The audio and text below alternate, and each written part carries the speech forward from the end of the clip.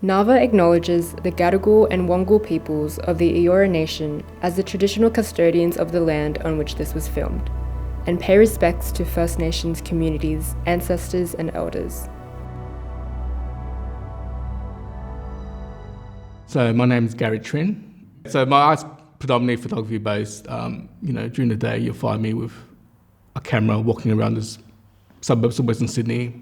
It's documentary through my eyes, through my personal accounts of what I see, as a person living in Western Sydney. And also using those photographs as a starting point for painting too.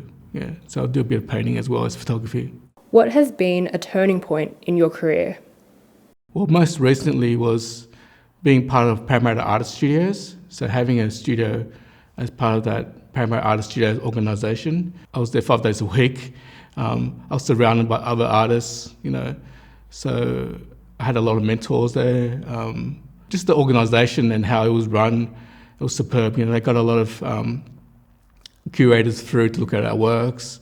Like they encouraged us to apply for grants and all sorts of stuff. So it was really, really helpful. Just being amongst those artists, amongst painters and sculptures and digital artists, just getting to know their practice and just comparing what I'm doing with what they're doing, and just having that sense of community was really, really beneficial to me. What is the most pressing issue for you as an artist right now?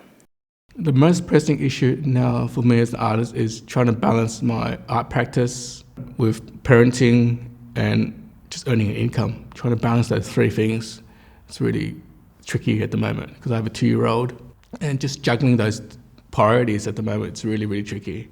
I've kind of started my own photography business, to try to earn an income from that. I've been a designer too, so I've been, I know how to design books, so I've been helping artists design kind of small artist books. You just diversify your skill set as an artist. What is something you wish you knew when you were starting out as an artist? All artists have a job outside of their art practice. To sustain their art practice, you need a job, And the only thing that's going to stop me from making art is either my health or if I lose my income, right?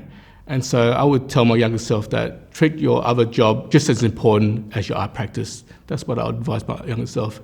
And also, I would say don't ride that roller coaster.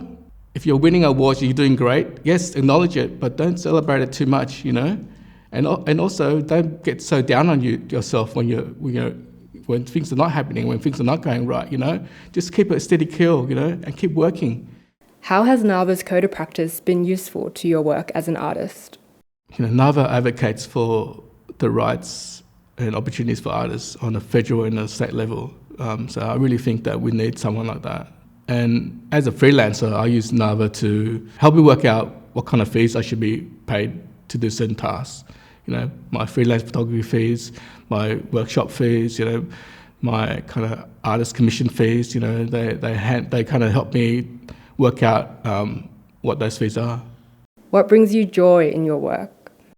I've made art for such a long time, but I made art for the adrenaline rush, because I could be walking down the street with my camera and it's an ordinary day and nothing's really happening, and maybe I'm feeling down on myself a little bit, and all of a sudden on the corner of my eye I can see something, some moment that I want to capture, and I'm able to capture that moment on my camera, and all of a sudden I go from I'm just having an ordinary day to I'm the happiest person in the world. It's incredible.